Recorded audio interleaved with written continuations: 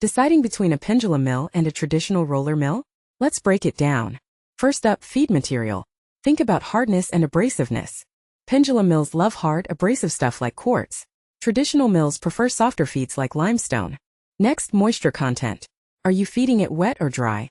Material with up to 20% moisture? Pendulum mill handles it with ease. If your material is drier, say under 5% moisture, a traditional roller mill does the job simpler and keeps efficiency high. Now, particle size. Traditional mills are pros at coarse grinds. Think fractions like 1 to 2 millimeters. They grind more mechanically, minimizing dust. For mid-coarse powders, pendulum mills lead with high unit output. But careful, too coarse causes bypassing and kills efficiency. Got fine powder demands? Pendulum mills are yours below 200 microns uniformly, ideal needs-wise separators, classification happening there. Traditional types can stretch lower moderate speed, more unevenness. Ultrafine below 12 microns requires further specialized setups beyond. What about specialization finishes with classifiers? Either static combos involving cage dynamic tuning further outputs productivity better. Density counts wide light such hydrate put into specs adapt possibility.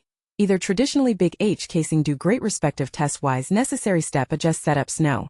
A test inside maker guide start before commit projects safety expectations results scaled according demands ensure custom suitability.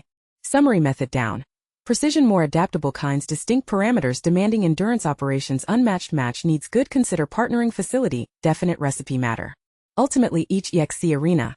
Understanding different shape really alignment thanks attention feed details specs unique application processes ongoing note questions comment great switching bottom truth, potential yours performance follow production success uncomplicated verdict. Let reality.